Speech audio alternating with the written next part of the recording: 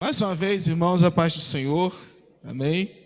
Abra sua Bíblia no Evangelho de João, capítulo 14, verso 15, 16 e 17. Nós vamos conversar sobre esse texto, tá bom? Uma alegria receber todos vocês aqui.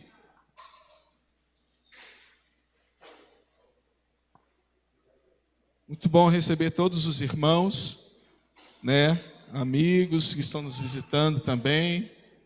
Que Deus abençoe a vida de vocês, né? Tia Cris e Rafael, né? Que uma alegria receber vocês. Os irmãos que estão conosco aí pelas redes sociais, recebe a cura aí, em nome de Jesus, para você estar com a gente aqui. É bom saber que você está aí, mas é melhor ainda estar com você aqui. E a chuva começou a cair um pouquinho, mas graças a Deus, né, que nós estamos protegidos dessa bênção que é a chuva, né? João, estou lá em Apocalipse, sei porquê, né? Acho que porque o Alcione falou aqui em Apocalipse, eu estou lá no Apocalipse. Nós falamos também aqui um tempo, né? João, capítulo 14. Quando a gente está num momento de louvor, a gente gosta de ser intenso, né? E às vezes a voz não ajuda muito, né? Dá uma gastada, né? Mas graças a Deus que tem nos dado vitória por causa de Jesus. Achou aí, irmãos? 14, verso 15, 16 e 17. Terça-feira, 6:30 da manhã, nós estamos aqui na oração, você é convidado. A terça-feira, 18h30 da noite, nós também estamos aqui, você também é nosso convidado, tá bom? Quinta-feira, culto do renovo, 20 horas. Domingo, escola bíblica dominical, às 9 horas, café da manhã, uma bênção. Estamos estudando Apocalipse. E no domingo à noite, nosso culto da família, um culto tão abençoado, né, quanto esse. Diz assim a palavra do Senhor: se me amais, guardareis os meus mandamentos, e eu rogarei ao Pai, e Ele vos dará outro Consolador, a fim de que esteja para sempre convosco, o Espírito da verdade, que o mundo não pode receber, porque não o vê, nem o conhece. Vós o conheceis, porque ele habita convosco e estará em vós para sempre. Amém? Vou ler de novo. Se me amais, guardareis os meus mandamentos, e eu rogarei ao Pai, e ele vos dará outro Consolador, a fim de que esteja para sempre convosco, o Espírito da verdade, que o mundo não pode receber, porque não vê nem o conhece. Vós o conheceis, porque ele habita convosco e estará em vós. Feche os seus olhos, Senhor, no nome de Jesus. Muito obrigado pela oportunidade de estar aqui mais uma vez nessa noite, cantando ao Senhor, mas não apenas cantando, relacionando com o Santo Espírito de Deus. Agora a sua palavra foi lida, e nós precisamos ouvir a voz do Espírito Santo através desse texto. Tome o meu coração, e o coração de cada irmão e irmã aqui nessa noite, cativo, a nossa mente, que nada nos impeça nessa noite de entendermos o seu propósito em lançar esta palavra nos nossos corações, que ela possa nos edificar, germinar para a glória de Jesus. Amém, irmãos? Amém, irmãos? Amém. Todo mundo comigo aí? Tranquilo? Preciso da sua atenção para você compreender o que Deus quer falar com a gente nessa noite. Preciso que você mantenha a sua Bíblia aberta, tá bom? Que nós vamos ficar nesse texto. Queria começar conversando com os irmãos sobre uma pequena definição de espírito porque a nossa proposta hoje é conversarmos sobre uma vida mergulhada no Espírito, que é a mesma coisa que amar a Deus. Nós falamos muito sobre o amor de Deus, mas nós precisamos pensar sobre amar a Deus, porque o amor de Deus é uma realidade. Nós estamos aqui por causa do amor, né? Falar do amor de Deus é falar sobre sermos alvos, destinatários desse amor. Agora, amar é uma postura ativa, né? É algo que consiste numa atitude, numa ação, em performance, certo? Então nós vamos conversar sobre isso, sobre amar a Deus, e nós entendemos que é uma vida mergulhada no Espírito, com base no texto, e vamos tentar explicar aos irmãos, porque nós compreendemos dessa forma. Para a gente começar a falar sobre isso, é importante nós refletirmos um pouquinho sobre o que é o Espírito, né? Numa perspectiva antropológica, o homem é composto de corpo, alma e espírito, ou segundo os dicotomistas, corpo, alma, espírito, porque para eles alma e espírito é a mesma coisa.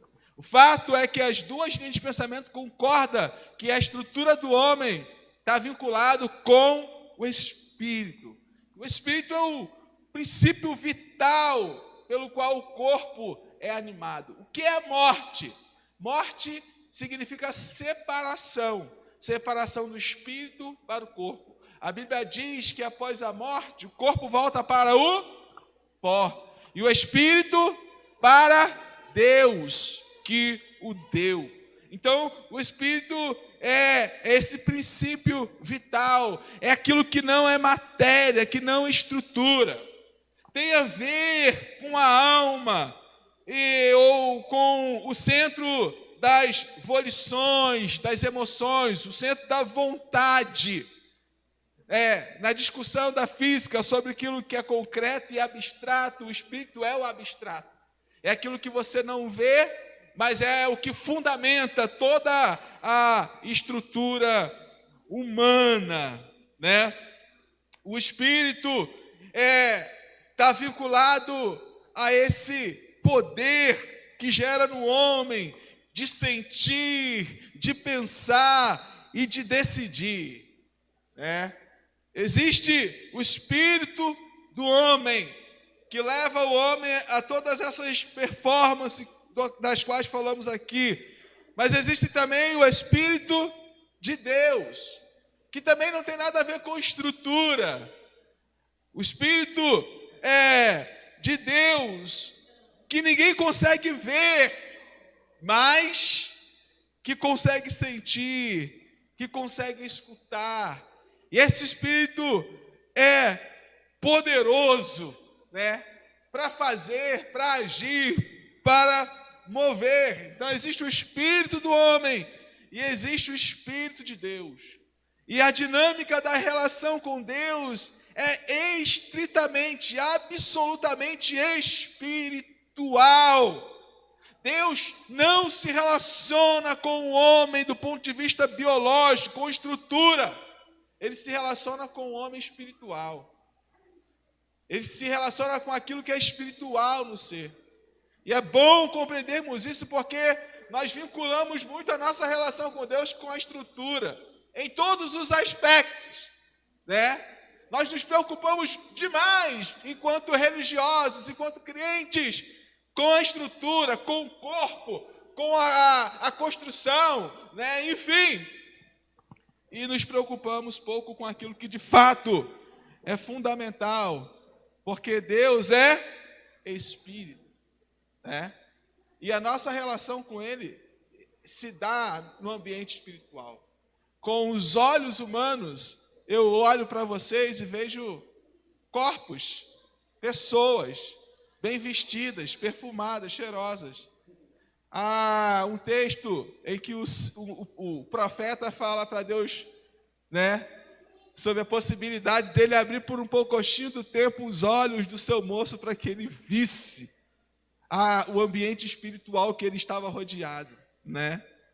Se Deus permitisse aos irmãos terem uma visão daquilo que é espiritual aqui nessa noite, além dessa contemplação da relação do seu espírito com o Espírito de Deus, você enxergaria batalhas tremendas sendo travadas.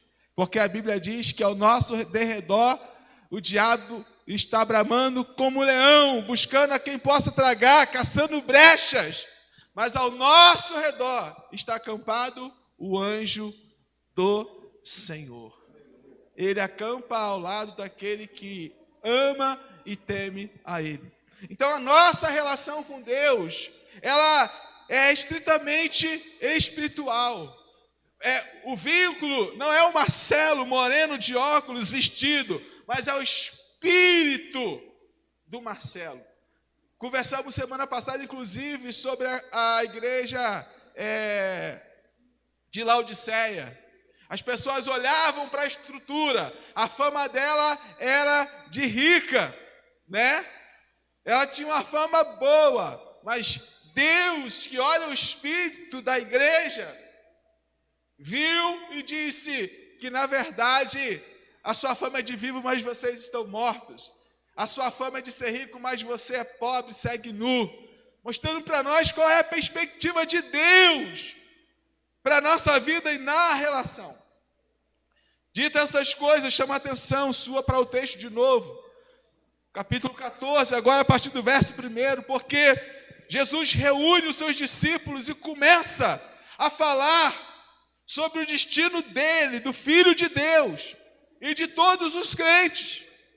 Então, no versículo 1 ele diz: não se turbe o vosso coração, credes em Deus, crede também em mim, na casa de meu pai há muitas moradas, se não fosse assim, eu vou teria dito, pois vou preparar-vos lugar. Então Jesus reúne os seus discípulos e começa a falar sobre o destino dele, de todos os crentes, que é esse lugar, é a casa do Pai, é esse ambiente onde tem moradas, onde ele está indo para preparar lugar. A sua partida está próxima, né? O final do verso 2, ele diz: eu vou preparar lugar para vocês. Está para ser consumada a grande obra da redenção do homem na morte, sepultamento e ressurreição de Jesus. Ele prepara os seus discípulos para isso. Quem é Jesus? Jesus é o próprio Deus na terra. E Deus é Espírito, como já falei, está escrito em João 4, 24. Então a própria relação de Jesus, apesar de Jesus homem, né, filho de José e de Maria, é uma relação espiritual, porque muitas vezes os discípulos abordaram dizendo: mostra-nos o Pai. E o que ele disse? Estou tanto tempo com vocês. Há um mistério da Trindade envolto de Jesus, de Deus e da pessoa do Espírito Santo. Então, ele precisa partir. E aí, conhecedor do coração dos homens, ele, antes de partir, lança a promessa do Consolador. E a promessa do Consolador, ela traz conforto, mas ela também é funcional, do ponto de vista da relação. Porque esses discípulos que estão andando, comendo, tocando em Jesus, precisam de alguém, um substituto, já que ele está indo, mas que compartilhe na mesma intensidade o que Jesus compartilhava com eles do ponto de vista espiritual. E o bom é que, se Jesus esteve para os 12 e todos os discípulos do contexto, o Espírito ou o Consolador está para todos os discípulos de todos os tempos. Para mim e para você. Por isso, da necessidade desta relação. Porque a promessa do Consolador não está apenas para os 12, está para nós também. Por isso, precisamos pensar mais sobre isso. Porque há condições para desfrutar de fato da relação com o Consolador. que o Espírito é uma realidade, que o Espírito de Deus está sobre a terra, que o Espírito de Deus caminha sobre esse ambiente, isso é uma realidade bíblica. Mas como desfrutar dessa relação com Ele? Amando a Deus. E aí eu chamo a sua atenção para duas verdades. Primeiro, amar a Deus, que é o que nos leva ao vínculo com Ele, tem a ver com guardar os seus mandamentos. Tem gente que acha que amar a Deus é mergulhar no ambiente de adoração, que amar a Deus é ficar, que amar a Deus é ir, que amar a Deus é... Aí, olha o que o texto diz no versículo 15 do capítulo 14. Se me amais, guardareis os meus mandamentos. Como nós amamos a Deus, irmãos? Guardando os mandamentos do Senhor. Na dinâmica do tempo de mudança, que é a nossa proposta de Romanos 12, né? Esse ano é um tempo de mudança, e é uma mudança proporcionada pela transformação, que é consequência de uma renovação da mente, de uma habitação plena da palavra em nós. Amar a Deus tem a ver com guardar os seus mandamentos.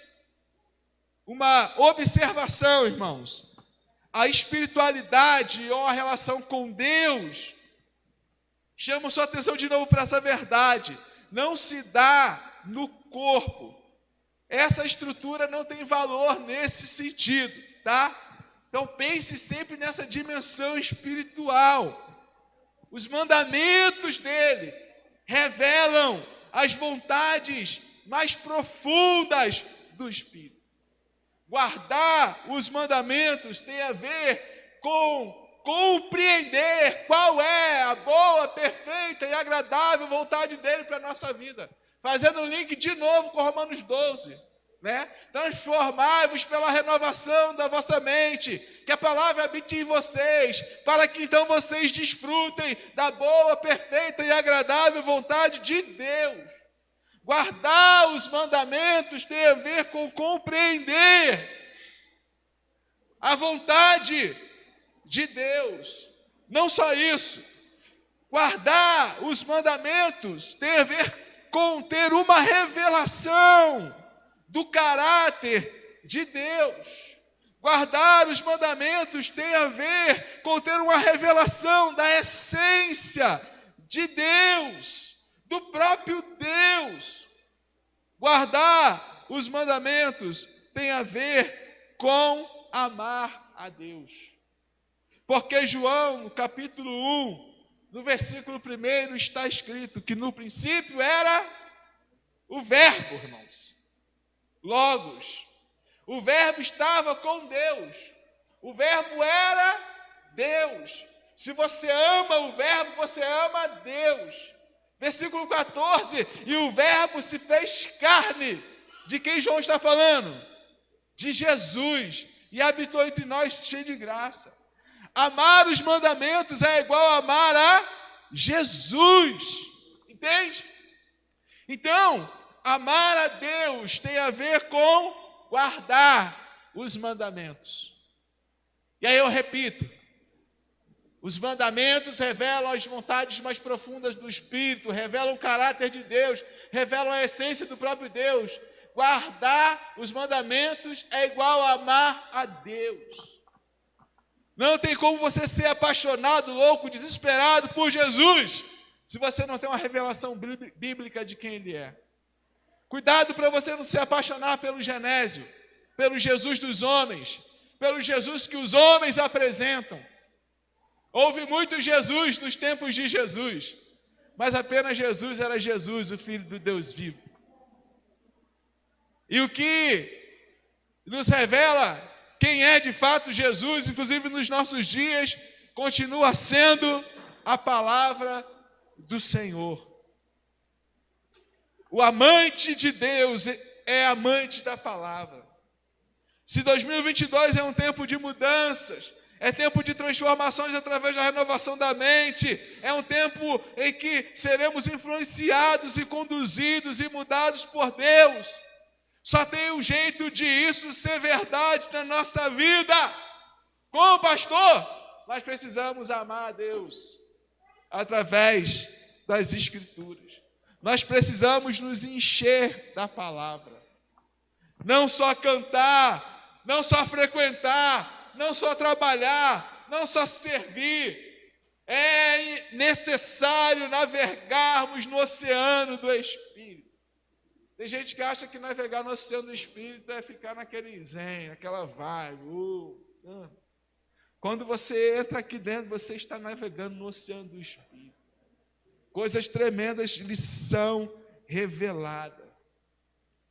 Arrebatamentos acontecem pelo Espírito da palavra. Porque João, em Apocalipse, foi arrebatado. E o que aconteceu? Ele começou a ouvir o que está escrito em Apocalipse. Então, quando nós entramos, irmãos, numa reflexão séria, numa leitura séria, quando nós gastamos tempo, quando nós estamos interessados não em sermos doutos, mestres em teologia ou em textos, nós até crescemos na sabedoria, mas não há graça, não há fervor. Agora, quando nós entramos, nós investimos na teologia, em livros, enfim, mas com um fim fiel e verdadeiro de conhecer o Senhor, aí Ele se revela de fato e de verdade a nós. Amar a Deus tem a ver com guardar os mandamentos. Se vocês me amam de fato, vocês guardam os meus mandamentos. O que temos de mais precioso nesse mundo, deixado por Deus, irmãos, é justamente a sua palavra, aleluia. Então ame a Deus e guarde os seus mandamentos, viva a palavra, e então você viverá no Espírito. A única forma de alimentar o Espírito é através da palavra. O único alimento, irmãos, o único alimento para o cristão que é suficiente é a palavra. A palavra é o princípio de tudo. A palavra é o fundamento. A palavra que move, a palavra que liberta, a palavra que transforma. Pela palavra, tudo o que foi feito se fez, né? A pastora Valnice Milhomes tem um livro chamado Orando a Palavra. Que maravilha. Pastor, não sei orar, comece a orar a palavra. Comece a orar. Faça isso. Viva a palavra. Se agarre, se apegue à palavra. Porque amar a Deus tem a ver com guardar os seus mandamentos. E aí, a promessa do Consolador não é para qualquer um, irmãos. Amar a Deus, guardando os mandamentos, nos garante o Paráclitos. Eu não sei porque eu coloquei essa palavra aí. Mas eu estava estudando, e Paráclitos é o termo grego para consolador. Então, amar a Deus nos garante o Consolador. Nos garante o Consolador. Versículo 16 aqui diz sobre isso. Se vocês me amam e guardam os meus mandamentos, então eu rogarei ao Pai e Ele vos dará outro Consolador. Esse é o termo Paráclitos. Então Ele vai rogar ao Pai e Ele vai nos dar outro Consolador. E a palavra outro diz de um Consolador da mesma essência. Um pouquinho para os irmãos do que o Dr. Strong define esse termo aqui, para você ver como ele representa de fato o Espírito Santo. O Paráclitos é aquele que é convocado para estar ao lado de alguém. Eu rogarei ao Pai e Ele vos dará alguém que estará do lado de vocês. O Paráclitos é alguém convocado para ajudar alguém. É alguém que pleiteia, que se interessa, que se envolve na causa do outro. O Paráclito é o intercessor, ele é o conselheiro. O Paráclitos é o assistente, ele é o advogado, ele é o ajudador, ele é o amparador.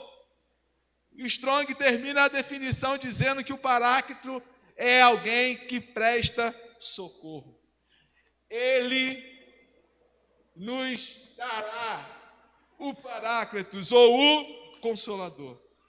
Olha na sua Bíblia: ao que me ama, eu rogarei ao Pai, e Ele vos dará o Consolador. Ele estará sempre com vocês. Ele é o Espírito da verdade, que vocês conhecem. E outra, o Paráclitos não é alguém que anda com você, não é alguém que caminha com você, ele não é um mero companheiro. O texto diz que o Paráclitos habita convosco e está em vós. É o Espírito mesmo, o Espírito de Deus, que estava no início, que estava no próprio Filho e que agora está em todas as pessoas que amam ao Senhor e guardam os seus mandamentos.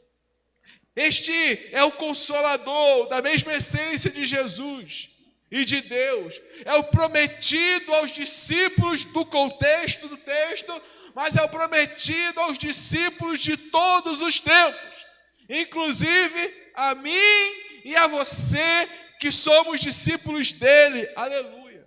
Sabe qual é a vantagem, irmãos, de amarmos a Deus e de vivermos uma vida mergulhada no Espírito? Sabe qual é a grande vantagem de guardarmos os mandamentos do Senhor? Nós sabemos muito bem que somos salvos por graça, irmãos. Nós não somos salvos porque guardamos os mandamentos. Nós somos salvos por graça, mas porque guardamos os mandamentos. O Espírito habita em nós. O Espírito habita em nós. Quando alguém fala: pastor, o que eu devo fazer para ser cheio do Espírito Santo? Guarde os mandamentos, e o Espírito habitará em você. Ame a palavra, invista tempo na palavra, gaste tempo com devocional, encha a sua vida de palavra. Quer que o seu filho seja uma bênção? Invista a palavra na vida dele, na linguagem dele. Tem Bíblia de criança, historinhas da Bíblia, tem um monte de coisas que eles vão se apaixonar, mas invista, e ele será cheio do Espírito Santo. Não tem outra opção, irmãos. Quer que a sua vida mude, quer que a sua vida seja transformada, quer uma vida abençoada, ame o Senhor e guarde os mandamentos dele. O mundo não pode receber. Que isso, pastor? Isso é preconceito. Não é eu que estou falando. Está aí no versículo 17. O Espírito da verdade que o mundo não pode receber. Por quê? Porque não vê nem o conhece. Por que o mundo não vê e nem conhece o Espírito Santo, irmãos? Porque o mundo não vê e nem conhece o Espírito Santo. Porque não guarda a palavra, porque não lê, porque diz que a palavra não é a palavra de Deus, porque rasga a palavra, porque pisa na palavra, porque não dá moral para a palavra. Então eles não podem ver e muito menos receber. Mas o texto diz que você o conhece, porque ele habita em vós, a sua palavra escondi, guardada no meu coração.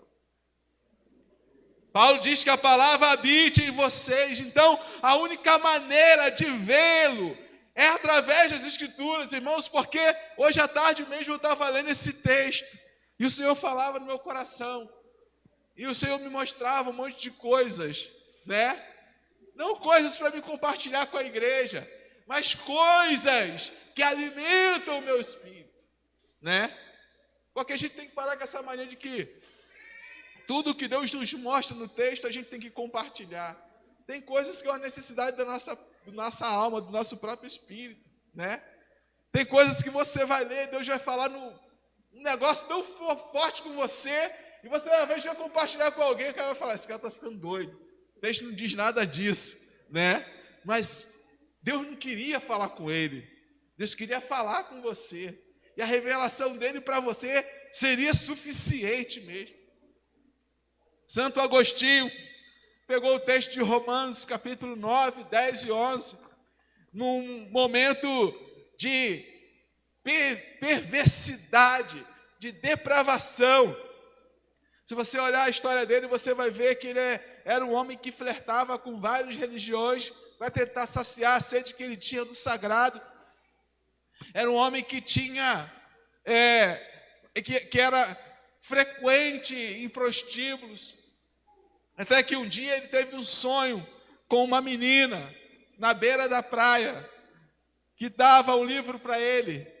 Por isso que você vai ver, inclusive na Escola Mãe de Deus, aquela Bíblia escrito, toma e lê, latim, tole e lege. E Agostinho pega aquele livro e leu o capítulo 11 de Romanos. Já está na hora de despertar do sono, porque a sua salvação está mais próxima, né? E esta palavra simples, transformou a vida de Agostinho de Hipona, que recebe o título de santo, não porque realizou milagres, mas porque depois de que o Espírito começou a habitar nele através da palavra, ele teve o seu comportamento mudado, a sua vida transformada do ponto de vista da moral e da ética também. Então essa palavra deve habitar em mim e em você, irmãos. Quando no capítulo 6 o profeta Isaías viu o Senhor, o que ele disse? Ai de mim, que vou perecer, porque eu sou um homem de lábios impuros e habito no meio de um povo de impuros lábios. E ele diz que o anjo com tenaz tira uma brasa do altar, toca nos lábios e no corpo dele o purifica. Quando nós contemplamos ao Senhor através da palavra, nossa vida é transformada em todos os aspectos. A única maneira de vê-lo é através das Escrituras. Por quê, pastor? Porque são elas que testificam, que revelam a Deus. Você está louco, pastor? João capítulo 5, versículo 39. Examinai as Escrituras, porque cuidais ter nela a vida eterna, e são elas que de mim testificam. Só virar um pouquinho a página, você vai ver as palavras de Jesus. João 5,39. Examinai as Escrituras. Por quê? Porque a vida eterna está nela.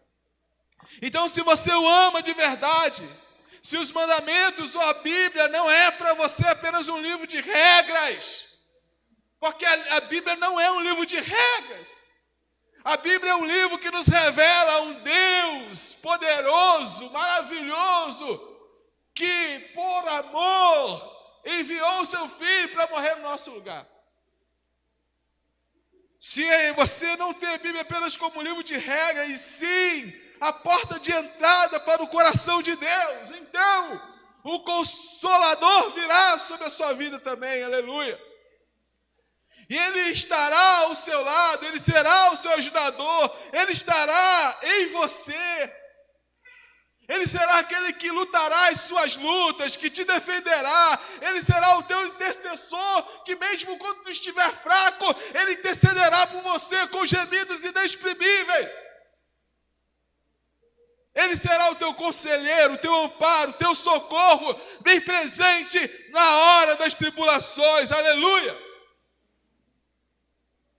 O Consolador já veio. Ele está disponível. Ele está na vida de todos que amam ao Senhor e que guardam os seus mandamentos. E aí, irmãos, atente para isso. Concluindo, não existe nada mais místico, mais espiritual, mais transcendente, mais milagroso e extraordinário. Não há nada que revele mais a face de Deus do que com fé mergulharmos nas páginas das Escrituras. Quer ter uma experiência maravilhosa com Deus? Separe 3 dias e leia toda a Bíblia nesses 3 dias. Ou gaste 3 dias para entender um versículo. Enquanto o Senhor não te revelar qual que é a vontade dele para aquilo ali, não saia dali. Faça isso e você vai ver.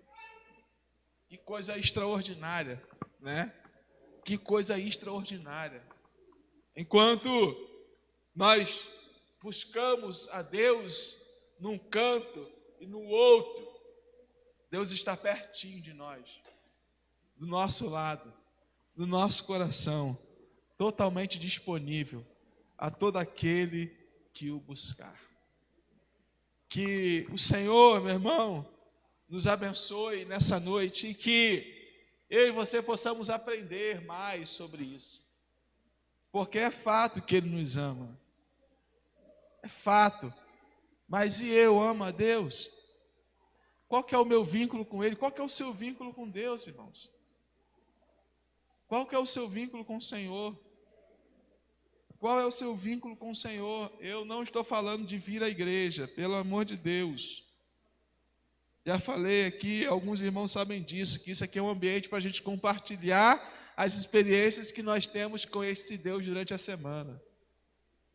Quando eu me converti e o irmão que dirigia o culto falava: alguém quer uma oportunidade? A gente tinha que falar antes do culto, porque era muita gente querendo. A gente abre a Bíblia aí, irmãos. Deus falou comigo essa semana, olha a minha devocional. Deus falou comigo um negócio que ardeu, né? E hoje a gente não tem uma palavra para dar, irmãos. Nós não temos nada para falar de Deus. Às vezes nós falamos até um testemunho, mas a gente não consegue. Não, isso é coisa do pastor, do pregador. Não, irmãos. Um versículo que você lê, que Deus falou com você, pode edificar uma multidão de gente. Uma multidão. Mas você precisa ler. O Espírito precisa estar em você. Que eu e você possamos aprender com Ele nessa noite. Amém? Cantamos. Que bênção. Mas a palavra do Senhor precisa habitar em mim e você. Eu e você precisamos estar fortalecidos nela. Nós falamos pela manhã sobre uma casa que é edificada na rocha, que resiste às tempestades, que resiste às dificuldades, que resiste todo e qualquer tempo. Nós falamos sobre isso. Que casa é essa? É a casa estabelecida por pessoas que leem, guardam e praticam a palavra. Que o Senhor da palavra possa edificar mais a mim e a sua fé em nome de Jesus. E que eu e você, que nós possamos ansiar e desfrutar de verdade do Consolador. Amém? Vamos cantar uma canção para encerrar esse momento?